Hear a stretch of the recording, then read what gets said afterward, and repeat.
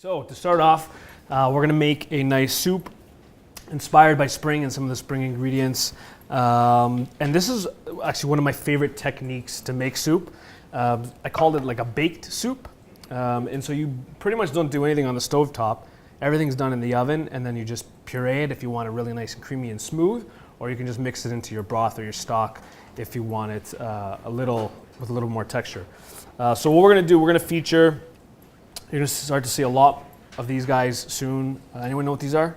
Leeks, yes, with the heads chopped off. These are fantastic. These are delicious, really nice and mild, oniony, and we're going to slow roast everything so they become really, really nice and sweet. That's right. So you might find that onions, garlic have a really powerful flavor. They do when they're raw, but when you roast them, like Jeremy said, it really brings out that sweet flavor and takes out some of the bite. So if you do have a sore mouth or a sore throat, or you find that sharpness really bothers you, this is a really, really nice technique to help get the nutrition, but make the flavor a lot more tolerable. Now, if you've ever prepared leeks before, you know that they're really muddy and sandy inside every layer. So make sure that you get in there, wash it. So what I do is I take the tops off. Those tops, wash them. Those are fantastic for stocks. So we actually made our vegetable stock with them. If you're not making a vegetable stock right away, freeze them. And then next time you do, save them, put them in the stock. Don't waste anything. They're really, really nice and flavorful. With the rest of the leek, what I do is split it most of the way down the middle like this with your knife, but leave the root intact. That way it stays together. And that way you can see I can get inside those layers. So when I'm rinsing it out, I can sort of fold back inside those layers, but it doesn't all fall apart on me. It stays intact. So I have 3 leeks. I'm putting them on there. These are some of them are a little bit smaller. So I'm putting an onion on there as well because we had one. So cut it in half, leave the skins on. That goes cut side down on our baking tray, as well as a few garlic cloves. I think I put like 6 on there. I wasn't being funny. I actually like a lot of garlic. So 6 would probably be perfect. These are like really massive garlic cloves. So I'll just put the 2 of those on there. Into the oven, 375 degrees for about 40 minutes. And what I'm looking for is some nice charring, some really nice golden brown on the outside. And this has been hot, so this is what we're looking for. Wow. Yeah. This is gonna give us a lot of flavor, really, really nice and sweet. And when I sort of just take back that crispy outer layer, maybe 2, depends how far it went down. The onion and the garlic underneath is super, super soft. As I flip it, you can see it has some really nice color on it, super flavorful, really, really nice and sweet. That garlic as well, this is like candy. This is heaven. So this will fall like right out. Again, garlic in its raw form will be a little hot. It'll contain some heat to it. Could be a little bothersome. Like this, super sweet, really delicious.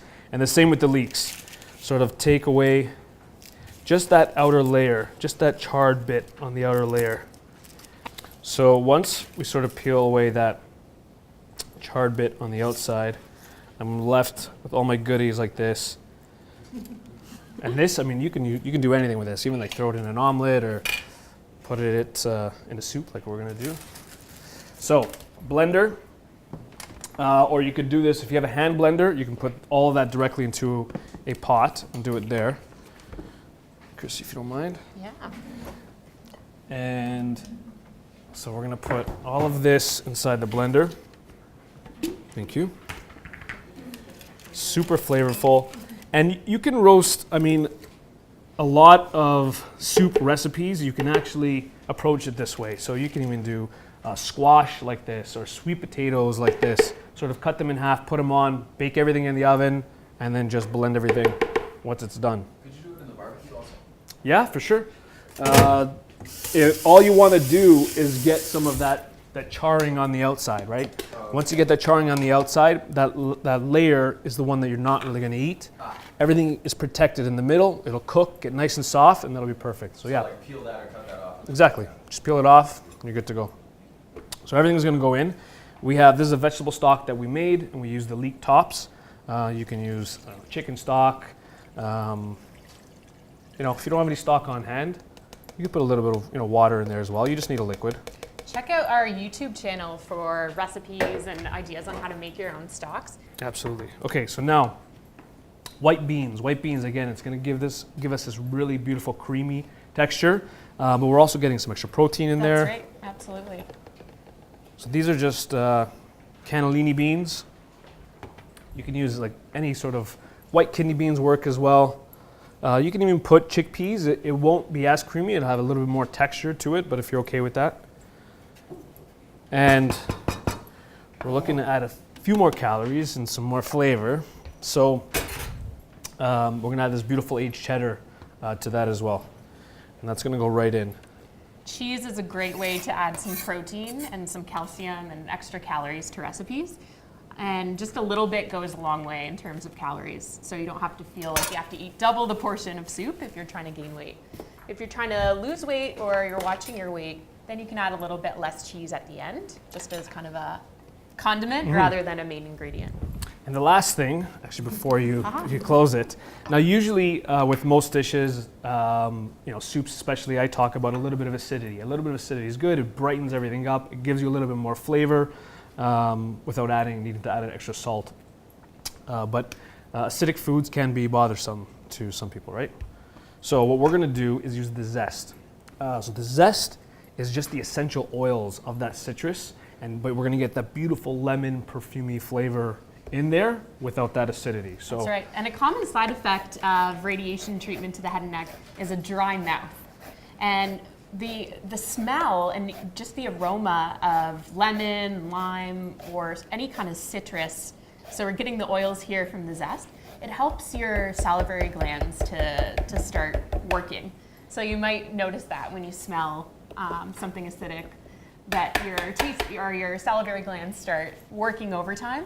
So you can get that effect without getting any of the burning if you do have a sore mouth or throat by using the zest. It's packed full of flavor too.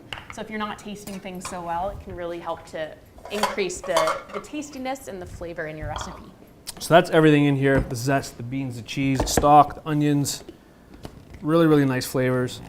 And again, you can season it to taste. I'm going to put a pinch of salt here. And if you can handle or tolerate the acidity, definitely add a squeeze of lemon juice. I mean, you're customizing this to your own flavor, right? That's right.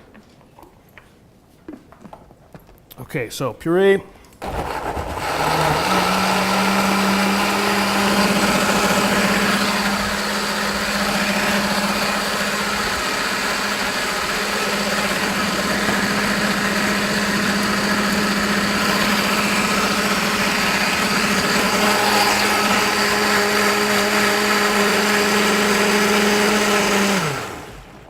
Love the sound of blenders.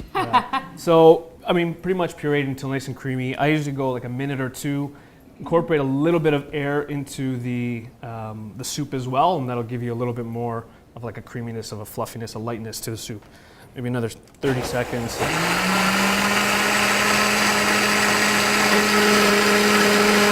Okay, that's it. It's good. And so because of those sort of caramelized onions and the garlic, you have this like beautiful sort of caramel color to it. If the stock is warm, obviously you don't have to heat it up anymore, but you can always throw it into the refrigerator like this and store it, or you can throw it back into a pot, heat it if you're going to serve it to more people. But that's pretty much the base of the soup. Super flavorful, really nice and clean, really nice leek flavor to it. And then to finish it, this is a nice little technique too that I don't think we've ever actually done before, which is making an herb oil. Now this is obviously an extra step. You can serve it, it's good, delicious as it is like this. But this is a nice technique, especially if you are unable to add the acidity or some of those really nice bright flavors to a dish. You can add another accent flavor. Right, this can be a really nice condiment, and it has some extra calories that won't fill you up. Absolutely. So what we're going to do here is pick your herb of choice. So throw some herbs at me. Don't actually throw them. We could say it. Basil. There we go. Parsley. That's what I chose. Oregano. Mint. Sorrel. There we go. We have some fancy ones in there. So we chose parsley. And what we did was boiled it for 30 seconds, 20 seconds, and then shocked it in ice water. Does anyone know what that technique is called? We mentioned it before. Blanching, you got it. Blanching, yes. So great technique for green vegetables, anything with chlorophyll in it. It sets the color, keeps it very nice and vibrant, nice and green. And you can actually use that water too to a stock, to a soup. You don't have to waste it away because it has some nice parsley flavor. And then we're going to blend this with a cup of oil. Now I chose a neutral oil, so grapeseed oil. I think it has, It doesn't have much of doesn't a have flavor. much of a flavor, so you just taste the parsley in it. If you find, for some people, olive oil might have too much of a taste to it. So experiment with what works for you. So you blend it, you strain it back through here, and you get this beautiful, vibrant green oil that has this amazing parsley perfume to it. We just toasted up some little slices of bread here, and this will get nice and soft in the soup as well. So if you did need a little softer, let it soak in there a little bit, and that way at least you have a little bit of